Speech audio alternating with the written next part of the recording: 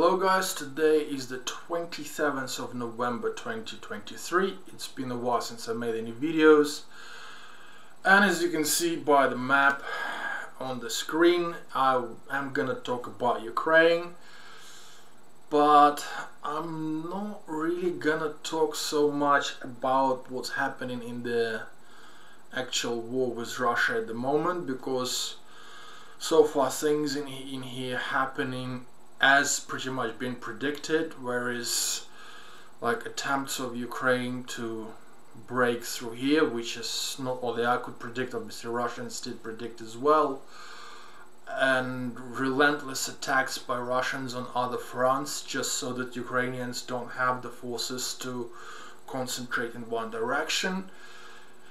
Again, so as what is it, Avdiivka here, right? You know, it's like the Russians are killing thousands upon thousands of soldiers, losing like tanks, artillery, like the soldier, the carriers, for just for the sake of like not just removing Ukrainian soldiers from the border with Donetsk city, but also to create a place where Ukrainians have to defend, and the losses in there are obviously like ridiculously high as far as people know.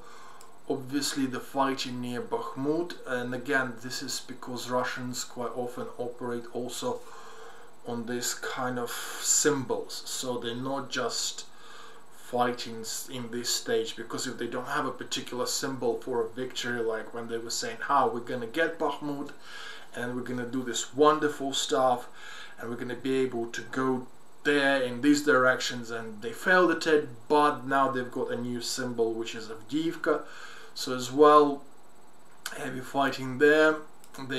But all this in this attempts to obviously keep Ukrainians from being able to concentrate on these directions, because obviously Ukrainians do have to remove the part of their troops to do the defense in those areas. Obviously a lot of Russian soldiers died there, okay, but also as predicted, Ukrainians have managed to capitalize on the fact that there are islands in here which they do know about. They know these places, they know where the islands are, they can find them, because if you go in there and you actually see the pictures of the Dnieper Delta, these islands, they're also covered in this ocheret, I don't know how it's called in English, but basically there's some plants that grow in there. Essentially, like if you are like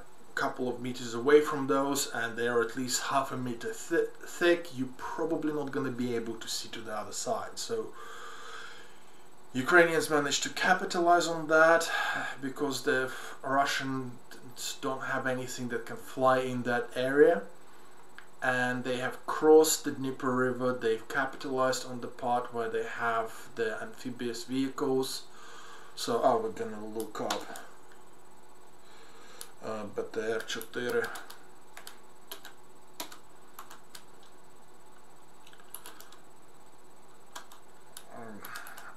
I think it's this one. So this is one of the main BTRs, Butzefal. We're gonna go to images. Wikipedia, there we go.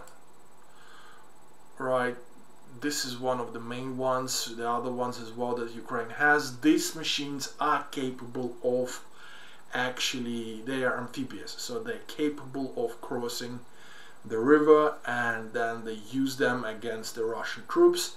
And obviously, as we said in the last video I did about the war, where the Russians have broke down the dam near Kakhovka, they also managed to wash away all the defenses that they had dug up in here.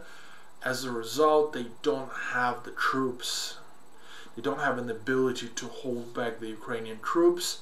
The Russian soldiers, according to a guy called Michael Naki, he's a Russian commentator, let me just look him up as well.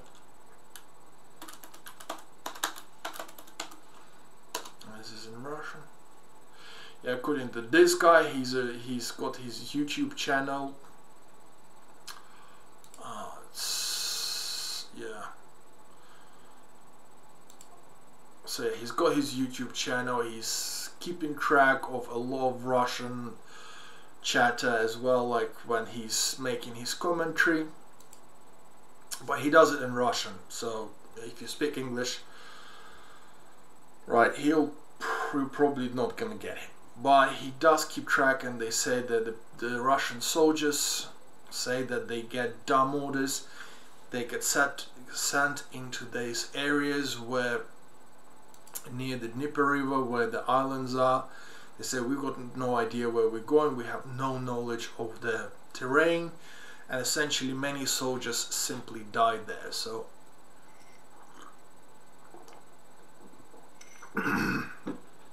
which means that Ukrainians are managing to kind of start building up their forces here, and obviously there's Russians, even despite losing planes there and helicopters, because their artillery does not reach enough to constantly do constant bombardments, precise enough bombardments against Ukrainian troops, right? They are having to use more airplanes, more helicopters, even at the risk of them being shot down. And again, this is something we talked about, because this side of the Dnieper River is a bit high. It's like 20-30 meters above the water level. So the Ukrainian artillery, as well as being using the Western artillery, which shoots further, has more precise ammunitions. So if Ukrainians can capture where the Russian artillery is, they can actually shoot back, be more precise. But they also have longer range, which means that Russian artillery is very, very much limited in the way they can use it until Ukrainians can fully build up and start pushing forward. Until then, so although this is shown under Russian control, but this is a very much disputed territory at the moment, right? So even though the Ukrainians are shown in many places to only have pushed, like here, Казачьи лагери, Кринки, yeah, and Pishanyivka, also Підстепне. So these areas were kind of claimed that these Ukrainian forces are there, but obviously it's a disputed territory. There have been some videos of Ukrainians taking out the convoys which were following these roads, but at the moment I think Ukrainians are slowly building up their reserves. Why are they building up here? Well, because it's away from the city, right? Although there is a bridge here they could use. There's a railway bridge, I think, down here as well, which they could try and use for like cover from the fire when they build the crossings.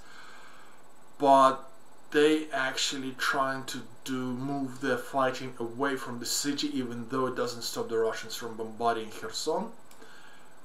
But they obviously trying to move it away, so if they do it here, even the Russians start shooting back, there's less excuses for Russians to shoot at the major city. Like, obviously I guess many of those villages are already empty anyway, or half empty, so much less risk to civilian population.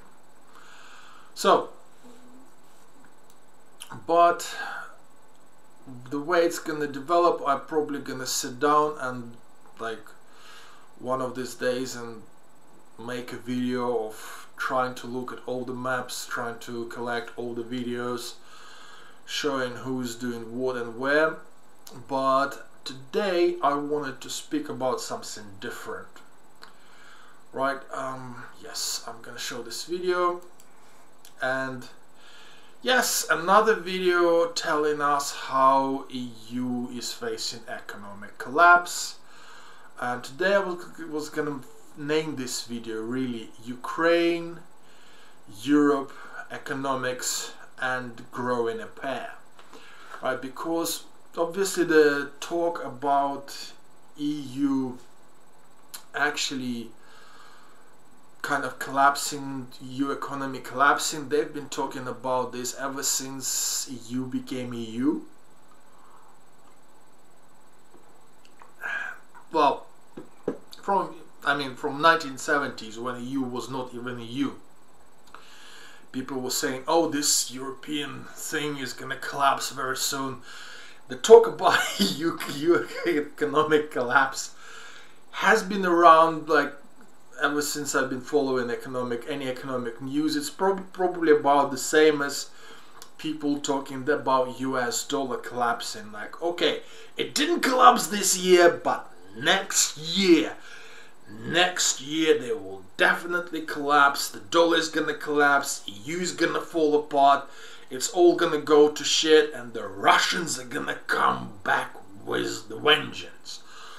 As a matter of fact, the Russian president believed in EU collapse so much that in 2013, when it was still Ukrainian President Yanukovych, who was about to sign an agreement for economic agreement with EU, right? When he was about to sign it, as the sources say, as they publicly have claimed, the Russian president had threatened him with a war if he signs an economic treaty with European Union.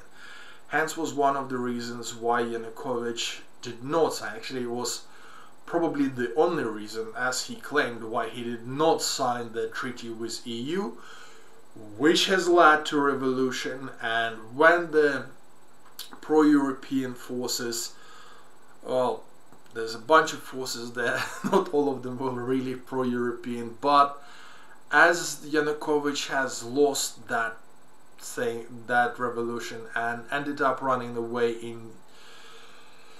to Russia, the Russians have used that as an opportunity to invade Ukraine and try to stop it from making any sensible economic ties with Europe through military incursion. But because neither Russians, even though Ukrainians were not ready for that, but Russians were not ready for that as well, obviously this whole thing has drawn out into a long-standing fight, which then grew even bigger in 2 years ago in 2022. Start of 2022, because by Putin has upping the ante again, because again Ukraine was getting closer with the EU.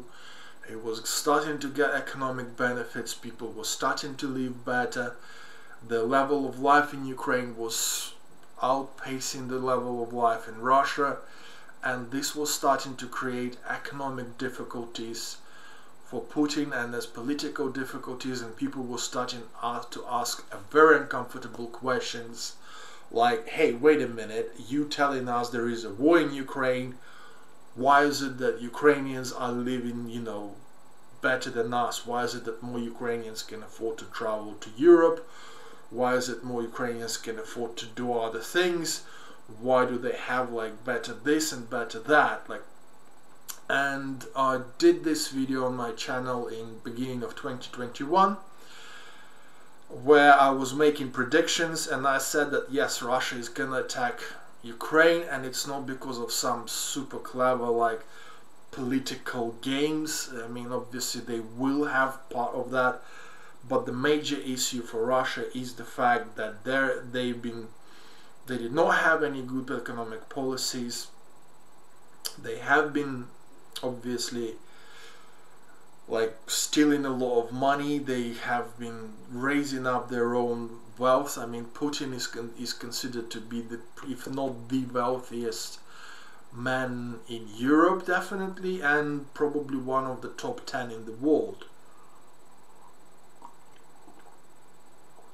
I don't think that President Biden or Obama or Trump or whoever else were before them can say the same thing.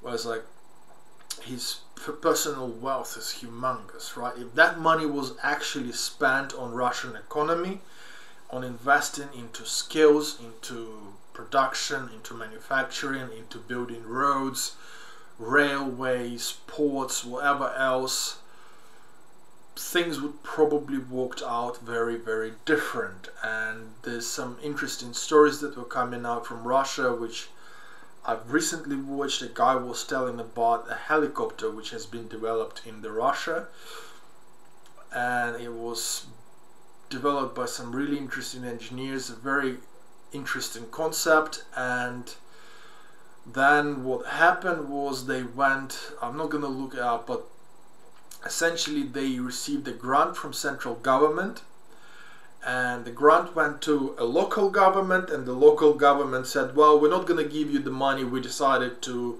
essentially put them into our pockets, but officially to use them on something else which we think is going to be more profitable for people involved in taking decision about giving the money on the local level, essentially. So the Russians have lost a very interesting helicopter which could have become, if not a big thing in Europe, but definitely a very useful tool within Russia. Right, but people they talk obviously about, but okay, the thievery and corruption in Russia is a different story. When people talk about things that economics in Europe, I'm always returned back to a phrase I've said when the war has just started.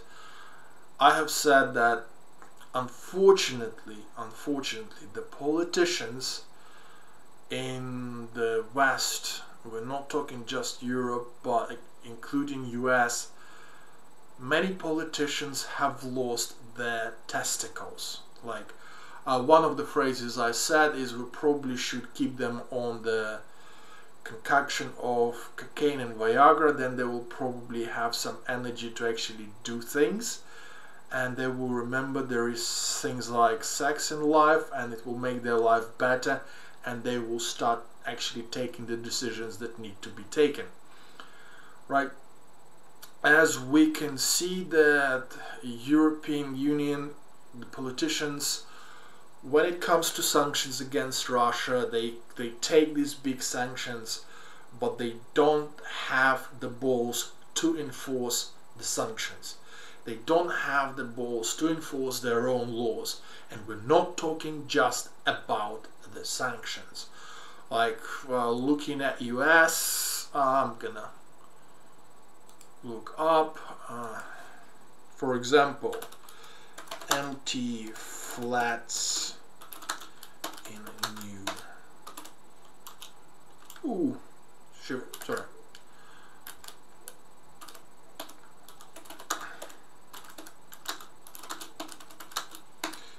Just as an example, empty flats in New York, right? There are really thousands of vacant apartments in New York City, right? At least 20,000 empty apartments. All of those apartments are owned by big landlords, and essentially the big landlords have signed the special deal with the government which said you can have these ultra expensive things that you want to build and rent out, but those cheap flats you have to rent them out on a budget. Right? And when they just built those flats, they obviously said, okay, we're gonna give them on the budgets. They were still getting plenty of profits from them.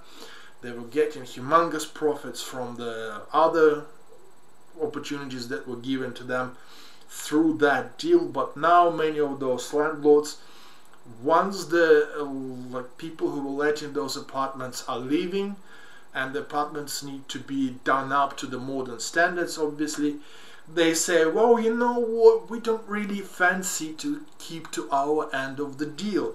We like the part where we're getting huge benefits, huge profits from the other things, but we do not want to fulfill our obligations of keeping these particular flats on the level that we promised that we're gonna keep them. We don't want to update them, so we're gonna leave them empty, and then we're gonna blackmail essentially the government, the local government, into allowing us to let these apartments out at super high prices. So once the government says, okay, we give in, you can let them out as much at the cost, whichever one you want, then only then they will start fixing them back up again. And I'm using New York because many English speakers, they tend to be like from US and UK, but very similar story happens in UK. It's very similar story happens in Germany. Very similar stories happen in many major cities, definitely in Canada. So like, this is the thing, is like these companies, they've signed the contract, but then the governments have lost the testicles. They have lost what is required to enforce the deals which have already been signed and the laws which already exist. So same thing happens with the sanctions against Russia, right? So the Russians, they say, okay, you cannot sell this and this to Russians, but you can sell it to a newly developed company in the country which is right next to Russia, and then you can sell it there. And then, even though you 100% know that this company is supplying those products into Russia, right? You know, it's like, so, right, you does not have the ways of, like, say, they don't have what it takes to say, okay, if you do this, you're in trouble. They're trying to do this, but very slowly, and it also takes up their economic, obviously, influence, because if you start playing these games, people start kind of taking a piss. So let's look at other laws. I've actually opened up eToro. Okay, it's my portfolio overview. I'm afraid I'm not doing as well. I'm at minus $15 in my investments. They're not very much, but I'm gonna look for gas, natural gas. Okay, why are we looking at natural gas? Well, the problem is many people, when they talk about the fall of European economy, they generally talk about, look, the energy prices are so high, they're enormously high, like, you know, the Europe, how the hell is Europe gonna survive this? And then we go 1 year, oh look, the prices have fallen down from 6,780 to 3,000, so minus 50% in a year. Right, but what we see is that there has been a spike. Look, 3 years.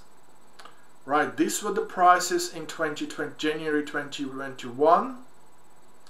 This is still 2021, right? These are high prices, energy prices.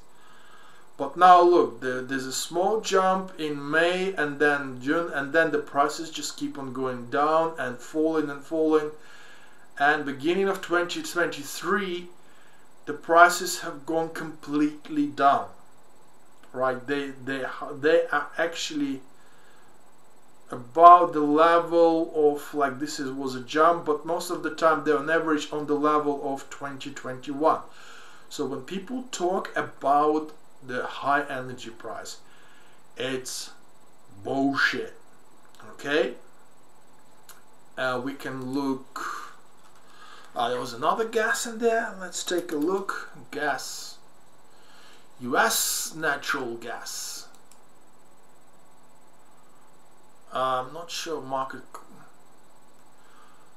Was that? No, it looks like a company, right? Okay, so it seems like it's actually. Oh no, it's an ETF. Okay, we're not gonna go into ETF.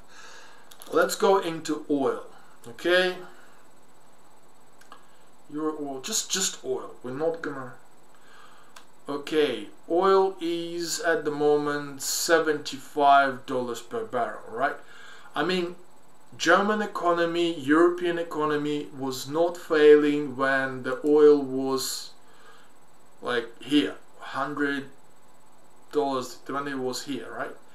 It was not failing. And at some point of time it was actually, this is 2014, before 2014 there were cases when the oil was like $150 a barrel, and nobody has crashed. I mean, people kept on saying like, oh my god, like, and yet the prices for energy, for local energy around Germany, around England, were actually lower than they are now. So essentially what we're saying is that many companies that supply local energy like electricity, gas and something like this, they essentially took that little jump in energy price. Look, there it is. It's jumped up to 118 and it's fallen and fallen. It's kind of staying at like 75, but they took that jump and they say, look, you know, they've raised their prices, and even though the rest of the energy prices have fallen down, it hasn't really gone far beyond things that have been happening in the last, like I would say, few years. Let's look to the max. Yes, you see the gas was jumping from time to time, but yes, this was a big jump. But they would say, how, you know, see, we're gonna raise our prices because for some split like half a day somewhere the price was really high, you know, and now that the prices has fallen down, they just don't bring down the prices. And look, I'm pretty confident that every country has, I mean, England has got, I think, was it Ofcom or something like this, or Energy Price Watch thingy, right? Everybody in Europe has all sorts of different regulators which should really keep track and keep saying like, hey guys, you know, don't take a piss. But none of these governments have the testicles to really enforce the rules which already exist, right? They talk about fall of Europe. They say how like Germany does not have enough money in its budget to do this or that, you know. It's like there's just a new thing that happened. But quite often this money is going out to really in the pockets of energy companies like very questionable, who run very questionable practices, questionable businesses to cover the expenses of everyday people to help them survive, while these companies get multi-billion profits simply because the governments do not find it in themselves to say, hey, this is the law and you have to follow it, and if you don't follow it, we are gonna put you in fucking jail, right? This is the problem with Europe. So, but also in Europe, what's happening as well quite often, I mean, obviously there have been, like lately, the cost of housing started to go down, like obviously with this inflation which has been driven obviously by high energy prices, and there's other things that were happening. But like I said a few times already, it's not about the war in Ukraine. The war in Ukraine is just an excuse for people who are too greedy to simply get away with murder, okay?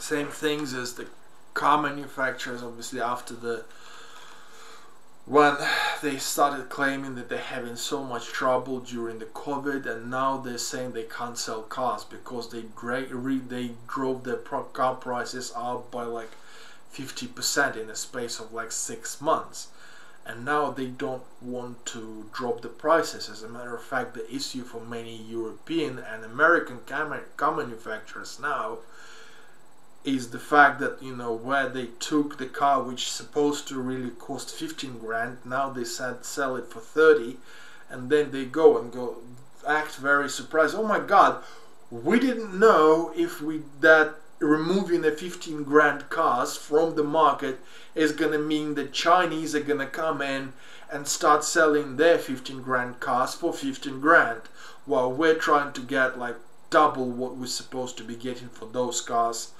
in our own markets, right? You know, this is not a failure of, this is not the part where Ukraine, war with Ukraine has anything to do with it. What has to do with it is the fact that European and American manufacturers have abused the situation during the COVID, where they were claiming they don't have enough chips, and now they say they've raised their price, they doubled their price, and now they just don't want to back down, to go back to normal profit levels, right? So now the Chinese and other manufacturers that have their prices more down to earth are starting to capture their markets and saying, hey, look, you know, we can sell more electric cars in Europe, or we can sell more of our cars everywhere, literally because we are selling them at the price they should be, instead of trying to get 100% markup. What else is happening? Well,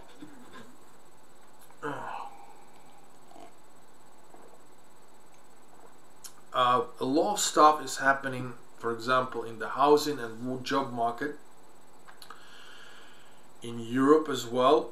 So again, we see a lot of people taking advantage of the situation, right? And they're not, I mean, many British people, one of the main reasons why British have voted for Brexit was because many companies were taking advantage, like using questionable practices and taking advantage of the situation. So for example, obviously now there are a lot of Ukrainian refugees, people who maybe don't speak enough German or English or French or Spanish, wherever country they ended up in. And I'm just gonna use an example, right? This is a notice in the, it used to be a group on Facebook for Ukrainians, now it's just an open group for anybody who speaks Russian. So, and this is a vacancy which is advertised by probably a fake account, but I'm gonna keep the name in, fuck him, because I don't believe it's a real account. But this is a vacancy to work on the farm, right? So they claim a great wage of €12.50 an hour, so before tax. Now €12.50 an hour is essentially a minimum wage in Germany, right? So like you can't get any less. You can get more, but you cannot get any less, right? So you're expected to work not like 160 hours, but you're expected to work more than 200 hours a month. So that, and anything you do over like between over 160 hours, so essentially over 40 hours a week, they will pay you. They say they're gonna pay you 25% extra, but they're essentially already expecting you to overwork, right? Now, obviously, you must have the right to work in Europe. So yes, without the knowledge of the language, but they will cover all you. They will organize all the documents for you. So, and it's apparently a free vacancy. So this one says only one place, but there's plenty of vacancies like this who ask for multiple places, multiple people. And what they're essentially offering is, again, they're driving down the cost of labor in Europe. But what they also say is, what they also do is they drive up the local housing prices. And they drive up in a very weird way, because obviously they claim the vacancy is free, but the way they make their money is here, right? Essentially, they place you in a flat with 2 people per room, and they are getting those flats at probably like minimum local cost, right? They're removing them from the market, and then they'll probably be paying for this flat about 400 euros if it's like 3 rooms or something like this, because it's a small town obviously a smaller town away from, not far from Dortmund. So yes, it's a smaller town, so this flat is probably gonna cost them, with 3 rooms, probably gonna cost them like 300 euros or something like this. But they would put like 2 people per person, charging them 200 euros per month. So two people per room, 200 euros per month. So my flat, the one I live in now, it's a studio flat, but it's in Berlin, so obviously a major city. Not in the city center, it's outside the what they call the ring, but its total cost for me is 300 euros, but I have also to pay for my electricity, and my bill is humongous because of the fact that when the companies were having here, right, they raised everybody's electricity price. They essentially doubled everybody's electricity bill overnight. And after the gas prices have gone down, yeah, they said, okay, the government is not telling us to do anything, so we're gonna continue charging you over the double of what you paid before, right? But these guys, obviously, considering that people are not, oh, there's a context there, fuck it, but these guys are gonna be charging people, like, you know, obviously if you're not spending your time in the flat, if you're spending your time away from the flat, you're obviously gonna be not gonna be using as much electricity and things like this. So yes, so they will be getting like probably 300-400 euros in profit just from that flat, and they're probably bringing in more than 1 person. So they have like probably a dozen flats where they bring in like people to work on the farms, and this would bring them thousands and thousands of euros in profit. Something similar was happening in Britain as well, so where the British farmers were bringing in the people from poorer parts of Europe, and then they were putting them into caravans and charging them like 100 euros per week to stay in a caravan with 3 other people. So like, you know, charging people for 400 euros, 400 pounds per week for each caravan, right? So this is a similar system where they not only driving the local prices down, because obviously if they wanted to hire the local people, they probably have to raise their wages. They also, like, you know, making money by removing the properties from the local market. So essentially it creates a very weird system where local people who might have been working on this farm do not get this job because somebody does it for very, very cheap, but also they decreasing the amount of available properties on the local market by settling, like, you know, dozens if not hundreds of people into their like flats by 2-3 people, sometimes 4 people to the room, depending on the area. There's different ads, and usually they do charge like 200-300 euros per bed, essentially, in the rooms with like 2, 3, 4 people, like, and making the killing on that, right? And again, this is not technically legal, but again, the European governments, I'm pretty confident the same stuff happens in US, many cases, that the local governments do not do anything to combat these practices, right? There's obviously as well, okay, let's say property prices go down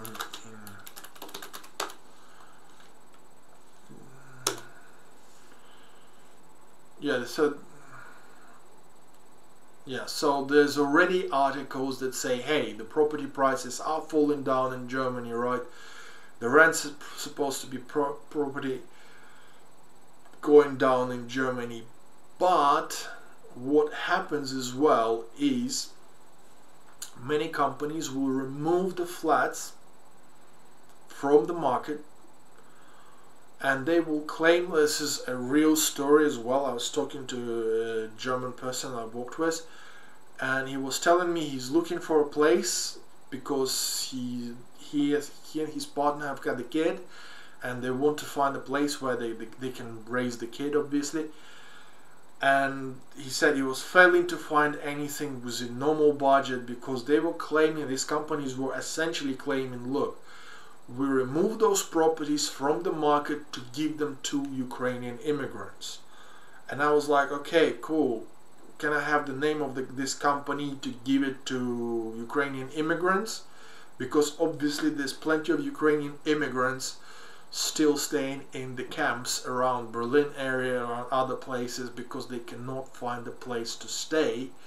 If these companies have those flats, why do they not supply them? Why do they not actively go and say, hey guys, we have some flats, if you need a flat, go in, we have something for you? No, this is not happening. Essentially the businesses are abusing the situation to essentially charge more for the flats. But even then, there's more and more properties are starting to hit the market, because like we were saying, that many refugees, they move on, they go to different places. Something we have mentioned before, that as the older generation is starting to move on, right, there's more and more areas which people simply go like, hey, I moved out, and they start looking for a super high price, and nobody's getting it, nobody's taking. So, but again, this is something that neither local governments nor the the main governments are really addressing. So again, it's more about having, not just knowing what's going on, not just knowing the issues, but let's just look up number of empty in Germany. Yep, and this one was, I think, from 15 September 2022 it was written. In Germany there are like 600 vacant homes, 600,000 vacant homes. I have seen somewhere that the numbers will always, oh yes, a real estate, that was okay, 2014 they had 1.8 million homes.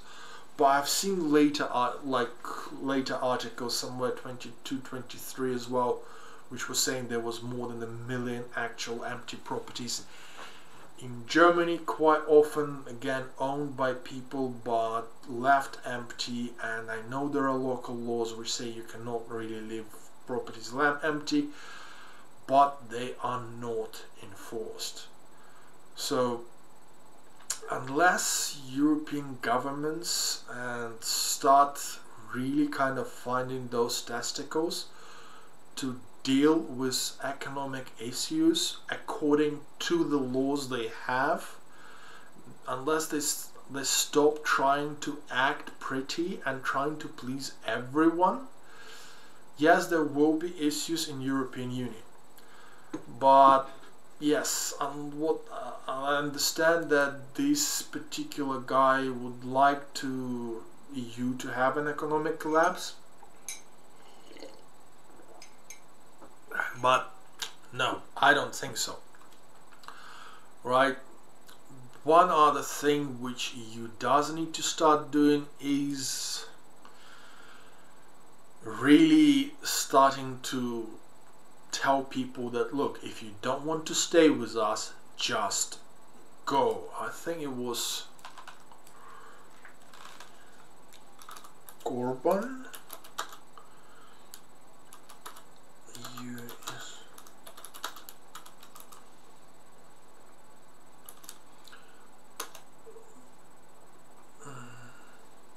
Yeah, see, for example, Ukraine, yeah, Orban, sorry, not Orban, not Corbyn. Corbyn I think was in UK. Yeah, Orban compares European Union to USSR. Again, like we see this, and okay, we see a lot of people just, yeah, people saying, hey, you know, we don't like European Union, like you guys are like USSR. And I think this is the part where Europeans have to start saying, hey, you don't like us, feel free to go, right? Feel free to leave, like we are happy for you to go. We just want people who want to be here. Because the problems start when people start going like, oh yeah, we want to have all the benefits, but just don't tell us what to do. It's like, don't force us to follow the agreements that we have made. Don't force us to do this and that, because we signed on the dotted line, but now we don't want to do this. We don't like that anymore. If you don't like that anymore, feel free to go. Okay, this is one thing which is European leaders having a problem with. It's much better to have a union of 10 countries that want to work together than have a union of 30 countries. Half of them are trying to undermine you in one way or the other. Okay, you're gonna get much better results.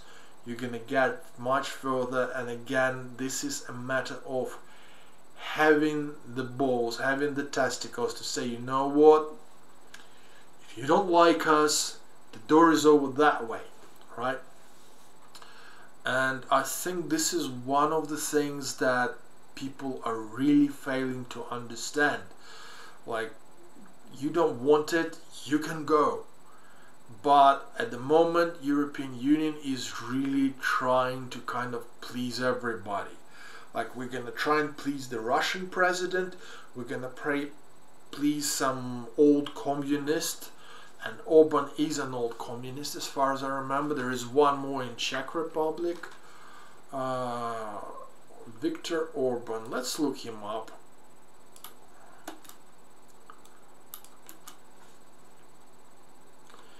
Yay!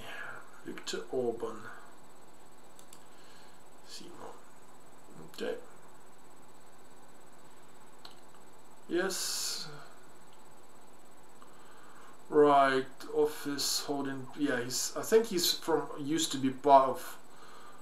Okay, let's look him up, because I'm pretty sure like it was either him or the other guy who started in the Communist Party and since previously holding the office from he was president. Science. Oh, University of Oxford. Okay, but national known after giving which he opened that Soviet troops leave the country. Okay. After the end of communist in Hammer. Okay, so it wasn't Viktor Orban, it was the other guys in some other, in Czech Republic I think he was part of Communist Party as well. So you go like, hey guys, you know, you don't like it, you don't like our ways, this is what we do, okay, feel free to leave. Right, nobody's holding anybody. I think this is the best way to do for Europe, because at the moment it's like, oh, can we take care about you a little bit here, can we do this, or can we scratch these guys back? And I was like, you cannot do it. You have the laws, you have the agreements, you have the deals. People sign on the dotted line. You know, if you don't like what it is, then just say, okay, we're not going together anymore, I'm on my own, please leave. Same problem they have, like the companies that are, like I said, already trading with Russia, right, through third hands, with full knowledge where their products are going. Right, you know, if you're gonna take these things, the sanctions against Russia, okay, follow them. It's like, okay, we're taking sanctions against Russia, and now all our products are being supplied to Russia through China. Like, okay, there's lots of Chinese companies which sell products in Europe and also sell the same products which are copies of European products to Russia. Okay, well, you cannot sit on two chairs, and Europeans don't have what it takes to say, well, if you don't like it, guys, well, you're out of European market. You have to make a choice. You're either selling to us and then you follow our sanctions, or you don't sell to us, you don't follow our sanctions and you sell to Russia. Right, one of the two needs to be chosen, and unfortunately Europeans and American leaders, they don't have what it takes to do what's like necessary to follow their own rules. And if you're not following your own rules, if you don't have what it takes to follow your own rules, then people are gonna break them left, right and center, and you will have the economic troubles you have both in Europe and in US. Okay, there's nothing I can do about it. It's just kind of describing the situation. Obviously, yes, European Union is far from collapsing. It's far from having an economic collapse, but it is having troubles. It's troubles of deal, and the troubles are arising from European Union inconsistency and inability to deal with its troubles, essentially to follow its own rules. So I think that this is where we're going to conclude it at, is that like hopefully that European politicians will finally grow a pair, right? You know, like not the fruit pear, but the pear as in the pear, right? And start dealing with the issues they have at hand instead of trying to, I don't know, please everybody and then not achieving and pleasing anything. Okay, so okay guys, have a good night. Thanks for watching that far and have a good one. Take care.